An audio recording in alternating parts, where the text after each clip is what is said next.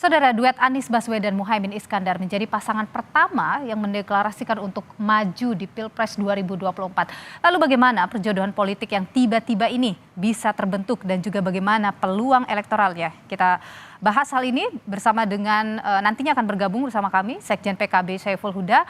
Tapi saat ini sudah bergabung melalui sambungan Zoom ada Direktur Eksekutif Carta Politika Indonesia yakni Yunarto Wijaya dan juga ada pengamat politik dari Universitas Airlangga Pribadi. Selamat petang, Bung Toto dan Pak Erlangga, sehat selalu.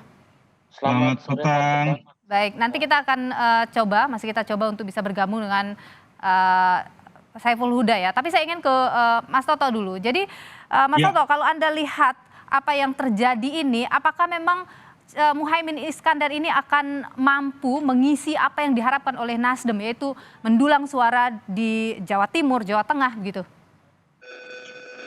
Ya, logikanya memang itu yang dipercaya oleh teman-teman Partai Nasdem ya, bahwa ketika bicara mengenai Anies Baswedan, kelemahannya ini adalah basis Jawa Tengah, Jawa Timur, lalu segmen NU.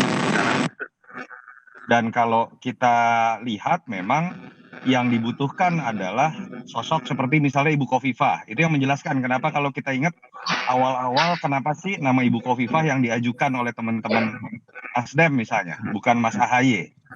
Dan kalau pertanyaannya adalah apakah betul PKB bisa melengkapi kekuatan elektoral buat Mas Anies? Iya.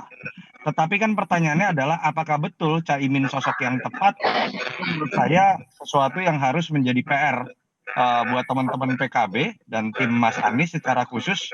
Kenapa? Karena terbukti Mas Caimin dalam setahun terakhir kita lihat pergerakan sebagai sosok cawapresnya Pak Prabowo, itu elektabilitasnya tidak naik-naik. Artinya kan ada sesuatu yang menunjukkan bahwa basis masa PKB belum bisa diklaim oleh Caimin dalam konteks untuk kebutuhan Pilpres.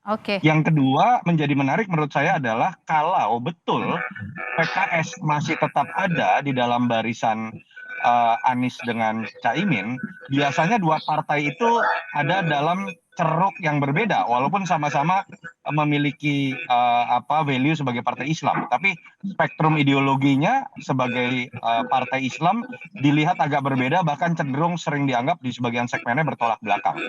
Itu menurut saya PR yang masih ada, sehingga jangan dilihat ini dalam konteks matematika politik, tapi dalam konteks bagaimana konsolidasi bisa dilakukan karena ada beberapa segmen yang itu malah berpotensi bisa bertolak belakang. Oke, saya ingin ke Pak Erlangga dulu. Kalau Anda melihat Jawa Timur memang bisa dikuasai oleh Muhaimin Iskandar? Kalau kita perhatikan bahwa memang Jawa Timur itu kunci ya, dalam Pilpres baik 2014 ataupun 2019. Nah, di situ juga PKB memiliki suara yang cukup besar dari Jawa Timur. Tapi namun demikian bahwa belum tentu juga Caimin ini bisa mendulang suara dan figur yang dianggap memiliki elektoral yang kuat di Jawa Timur, gitu. Artinya itu adalah dua hal yang berbeda. Nah, saya pikir bahwa terkait dengan duet Anies dan Muhaimin ini memiliki banyak persoalan. Tadi sudah disebutkan oleh Bung Yunianto Wijaya bahwa salah satu persoalannya adalah dua partai ini mewakili representasi konstituen yang berbeda, baik dalam konteks perspektif keislamannya ataupun pilihan politiknya, misalnya bahwa yang satunya PKB selama ini berorientasi pada cenderung mendukung pada kepemimpinan Pak Jokowi, tapi sebagian Mas Anies sendiri cenderung memilih tagline-nya perubahan dan berada sebagai posisi yang kritikal terhadap kekuasaan. Nah, ini artinya memunculkan komplikasi, Mbak. Komplikasi bagaimana mengkonsolidasikan kekuatan tersebut, dan juga apalagi Caimin belum teruji sebagai figur yang memiliki elektoral yang kuat di Jawa Timur. Oke, baik. Saya ingin ke Mas Toto lagi. Mas Toto, jadi kalau Anda lihat manuver yang begitu cepat yang dilakukan PKB dengan Nasdem, kalau tadi disebutkan kan hanya 3 hari saja. Apa sih yang Anda baca? Ada apa sih di sini? Ya, ini lebih kepada kemenangan pertarungan di antara Surya Paloh dengan SBY atau AHY menurut saya. Yang kedua, ini adalah cara bagaimana kemudian PKB juga memenangkan pertarungan di level elit. Bagaimana kemudian masuk dalam exit strategi ketika merasa kecewa, merasa dibuang oleh Pak Prabowo, dan kemudian menemukan sebuah solusi. yang tetap menempatkan Caimin sebagai cawapres sesuai dengan hasil muktamar. Jadi memang levelnya ini baru pada level eh, level elit gitu, pertarungan yang serasa dimenangkan di level elit dalam Oke. konteks tetap menempatkan dirinya menjadi cawapres, sementara Nasdem berhasil melepaskan dirinya dari sosok Mas AHY yang memang tadi tidak diinginkan oleh Nasdem dari awal begitu ya. Oke. Tapi itu yang kemudian menyisakan banyak persoalan. Hal-hal yang bersifat cepat dan kemudian hanya terkait dengan taktik dan pertarungan di level elit, ini kan tidak dimulai dengan konsolidasi di level struktur, apalagi sampai level konstituen. Di sini akan banyak pertanyaan yang muncul, terutama misalnya dari kalangan PKB, apakah kemudian ini sudah dikonsultasikan dengan kiai-kiai, sudah dikonsultasikan misalnya dengan basis konstituen, karena kalau tidak, di situ malah akan muncul potensi beban terkait dengan konsolidasi tadi. Itu Oke. PR yang menurut saya harus diselesaikan dalam Jadi ini waktu dekat. murni kebutuhan dua ini, PKB dan Nasdem saja. Tidak ada kepentingan yang lain, misalnya ada yang mengatur misalnya begitu. Saya percaya gini ya, kalau ada yang mengatakan, saya sebut saja nama Pak Presiden, saya meyakini tidak. Dalam konteks cawe-cawe, saya meyakini andai kata pun betul Presiden cawe-cawe menginginkan bahwa yang akan menang adalah orang yang bisa melanjutkan legasinya, saya pikir bingung kita kemudian membuat analisis apa untungnya Presiden mendorong partai pendukungnya masuk ke dalam sosok capres dan kemudian bersama dengan Surya Paloh yang selama ini sudah dianggap berseberangan. Saya tidak melihat ada sebuah insentif yang bisa didapatkan oleh Jokowi. Andai kata pun kita berusaha masuk dalam analisa atau kecurigaan bahwa Pak Jokowi sedang berpolitik. Saya melihat ini di luar skenario Jokowi, kalau kita pun mau berspekulasi. Oke, karena juga Pak SBY sempat menyebutnya ada mastermind dan lain sebagainya. Kita tidak tahu siapa yang dimaksud, tapi ada harapan ke sana. Saya ingin ke Pak Erlangga. Pak Erlangga begini. Ini satu contoh nih loh. Mhm. Sedikit aja ini loh. Ini satu contoh, Pak Presiden sempat mengatakan kan banyak yang membawa nama dirinya, lurah-lurah itu kan. Menurut saya, kalau kita mau berspekulasi, mungkin dalam situasi ini kita bisa lihat, ada pihak yang mungkin menghembuskan bahwa di belakangnya ada restu lurah tanda kutip ya atau presiden. Tapi dalam konteks analisis Oke. insentif yang akan didapatkan oleh Jokowi, menurut saya ini tidak mungkin dilakukan. Oke, baik. Saya ke Pak Erlangga. Jadi Pak Erlangga, kalau kita bicara Jawa Timur dan Jawa Tengah gitu ya, ini kan sebenarnya Ganjar juga kuat di sana ya, PDIP kuat di Jawa Tengah begitu. Jadi harus bagaimana ini kalau memang tujuannya adalah mengisi kekosongan di dua wilayah itu?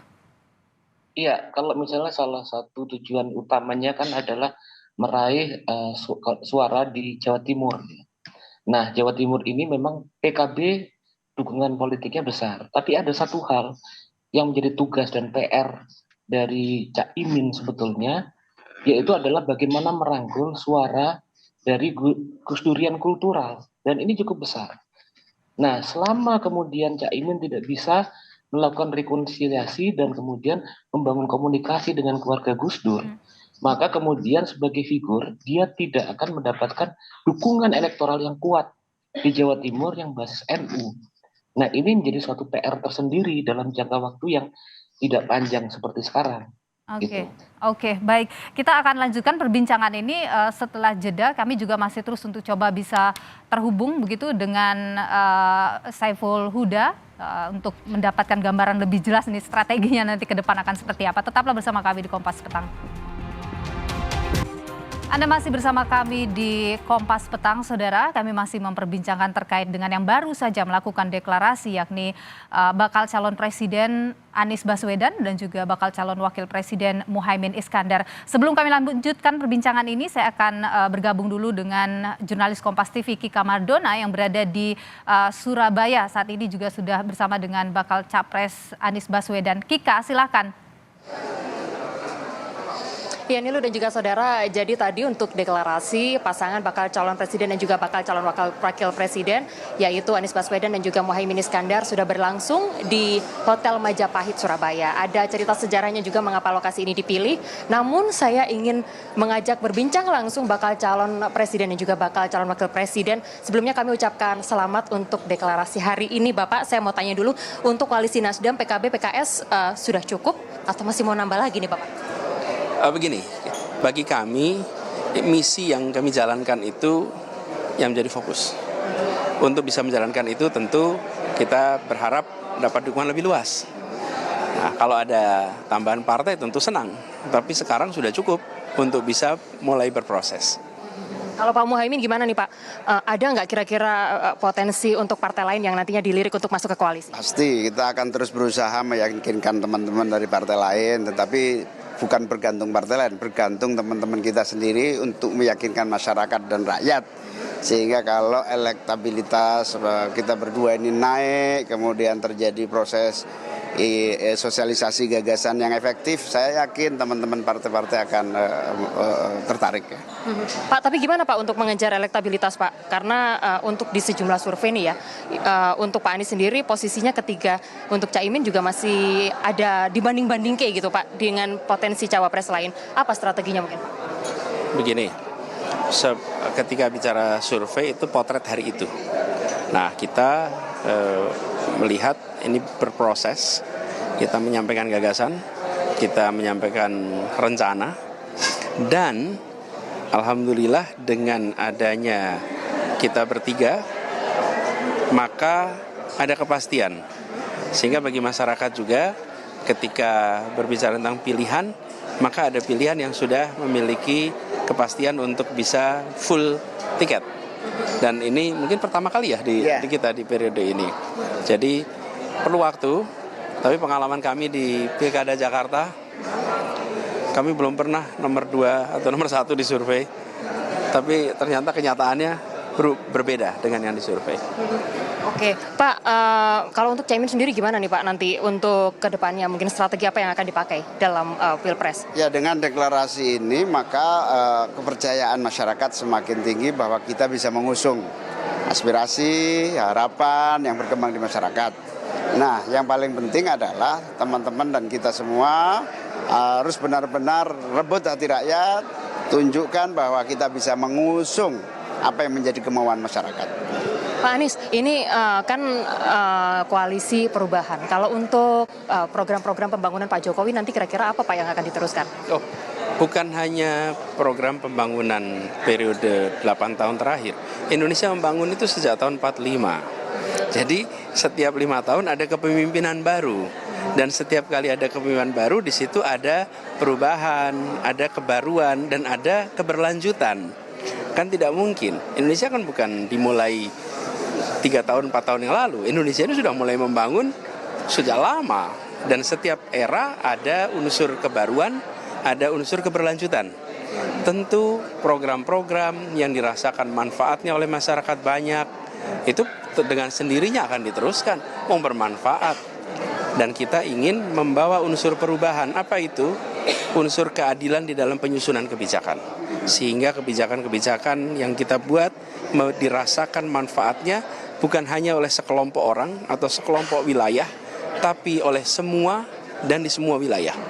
Jadi kita ingin yang disebut sebagai pembangunan itu bukan sekelompok, tapi semua. Itulah aspek keadilan yang ingin kita tonjolkan, sehingga kebijakan-kebijakan yang dibuat dirasakan manfaatnya oleh lebih banyak orang.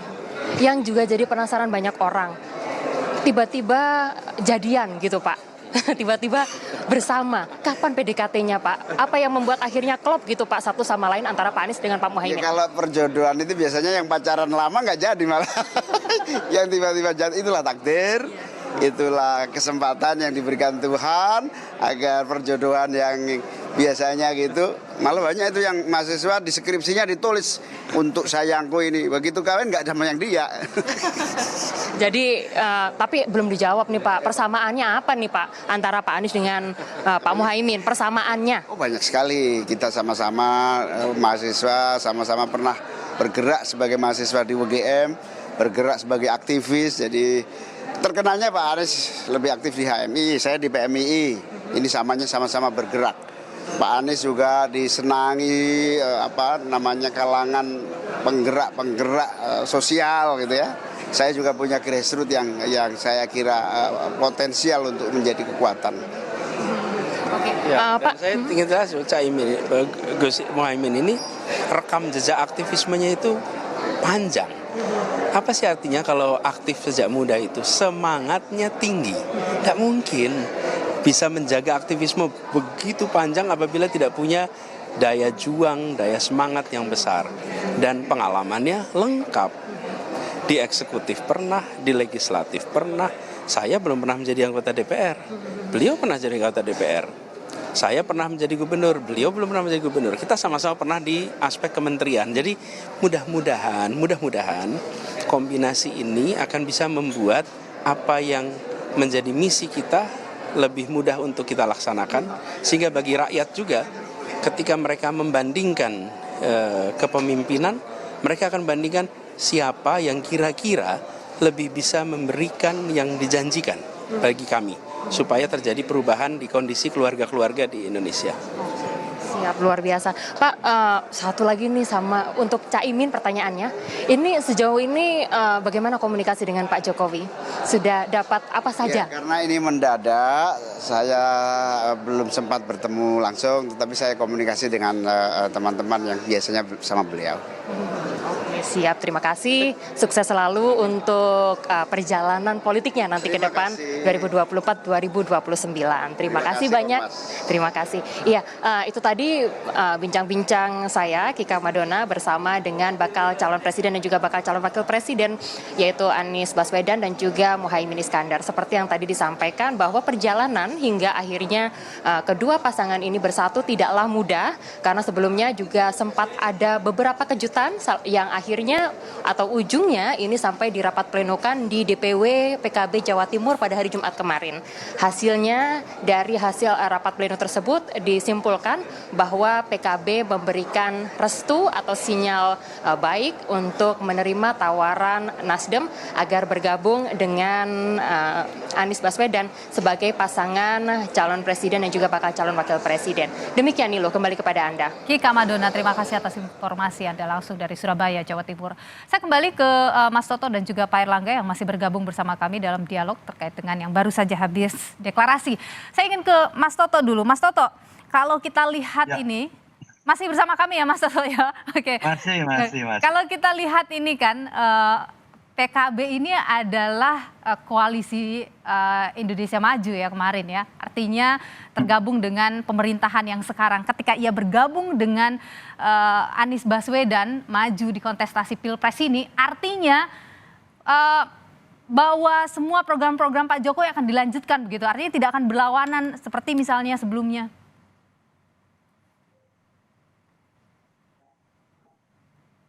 Halo?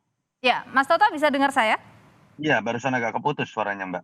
Oke, saya ulang pertanyaannya ya. Jadi kalau kita lihat PKB misalnya ini kan adalah koalisi Indonesia Maju, koalisi yang tergabung dalam pemerintahan begitu. Sekarang bergabung dengan Anies Baswedan. Itu artinya Anies dan Muhaimin ini bisa saja terus melanjutkan apa yang sudah Pak Jokowi kerjakan begitu ya, kalau Anda lihat?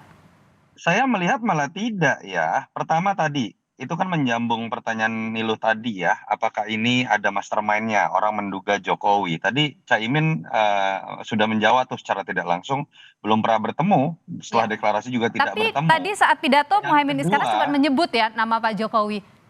Betul, yang kedua tapi begini, kalau masuk ke pertanyaan terkait dengan apakah ini akan melanjutkan, yang masuk itu adalah Caimin ke dalam koalisi perubahan. Saya nggak tahu namanya akan berubah atau tidak. Oke. Dan yang menjadi panglima atau operator dalam sistem presidensial itu adalah presiden atau calon presiden dalam konteks pemilu. Jadi harusnya ini dimaknai memang Caimin masuk dalam koalisi perubahan, tertarik dengan visi misinya Mas Anies. Yang harus ditanyakan adalah bagaimana pertanggungjawaban Caimin ketika awal-awal dulu berbicara mengenai keberlanjutan, konsisten dalam koalisi pemerintahan Jokowi. Apakah ada perubahan sikap misalnya dari PKB setelah masuk ke dalam koalisi perubahan? Tapi juga akan ada tantangan buat Mas Anies ya, ketika menampung koalisi bagian dari koalisi pemerintahan Jokowi, akan ada pertanyaan dari para pemilihnya, pendukungnya yang memang betul-betul memposisikan diri Mas Anies ini kan oposan tanda kutip ya. Apakah kemudian akan menunjukkan Mas Anies lebih melunak, dan apakah itu disengaja atau tidak menjadi bagian misalnya dari kesadaran dari tim perubahan bahwa kepuasan publik terhadap Jokowi masih tinggi. Itu yang menurut saya menjadi menarik untuk kita lihat. Tetapi kan tadi dari wawancara itu pun terlihat ya, sebetulnya ini memang koalisi yang tanda kutip ya terlalu sangat cepat lah untuk terbentuk, dan saya meyakini belum ada pembicaraan visi misi kesamaan program apalagi platform. Ini hanya didasari pada kepentingan elektoral di level elit yang memang harus ada PR ke depan untuk dikonsolidasikan dalam level nilai-nilai kesamaan sikap dari mereka. Oke, jadi belum tentu begitu ya membawa apa yang sudah Pak Jokowi lakukan sebagai presiden. Saya ingin ke Pak Erlangga. Pak Erlangga, kalau kita bicara survei dari keduanya ini ya, Anies yang berada di posisi 3, kemudian Muhaimin Iskandar ini kan surveinya masih 0, ya. Kalau terakhir Litbang Kompas melakukan survei itu. Bagaimana nih strateginya supaya bisa mengerek survei atau elektoralnya Muhaimin Iskandar di sisa waktu yang sedikit ini? Iya, kalau kita lihat bahwa baik Mas Anies sendiri itu bukan berada pada top ya di ranking ketiga, dan Caimin sendiri masih belum masuk ke dalam kandidat yang 3 besar dari Cawapres. Nah, ada persoalan atau PR utama yang harus diselesaikan dulu. Pertama, bahwa pasangan ini ibaratnya itu kalau dalam perkawinan satu sama lain memiliki karakter yang sangat berbeda, membutuhkan penyesuaian. Penyesuaiannya sendiri harus dilakukan dalam jangka waktu yang cepat. Ini masalah. Dan kedua, dan gimana hal itu sangat berpengaruh terhadap konstituen-konstituen dari masing-masing pihak. Bisa jadi kalau tidak bisa diselesaikan persoalan penyesuaian itu, justru pendukung-pendukung utama dari baik Mas Anies ataupun Caimin bisa jadi bergeser pindah ke pasangan yang lain. Gitu. Itu jadi persoalan. Dan kedua, kita juga lihat bahwa NU ini memiliki banyak figur dengan faksi-faksi politik yang berbeda-beda. Salah satu PR utama dari Caimin adalah bagaimana membangun rekonsiliasi dan deal dengan kelompok Gus Durian yang pengaruhnya cukup besar di Jawa Timur. Belum lagi dengan juga dengan tokoh-tokoh NU yang lain. Sehingga PKB itu sebetulnya partai yang secara institusional kuat besar, tapi kemudian figur Caimin sebagai ketuanya belum tentu menjadi figur yang memiliki elektoral yang besar. Baik. Banyak sekali PR bagi pasangan Anies dan Muhaimin ini untuk sampai pada Pilpres 2024. Baik. Ya. Tentu ini jadi challenge buat Nasdem dan PKB ya, bagaimana kemudian bisa memenangkan kontestasi Pilpres 2024. Terima kasih Pak Erlangga Pribadi, pengamat politik dari Universitas Erlangga, dan juga Bung Toto Yunarto Wijaya, Direktur Eksekutif dari Carta Politika. Sehat selalu Bapak-Bapak. Terima kasih Nilo, makasih Mas Erlangga.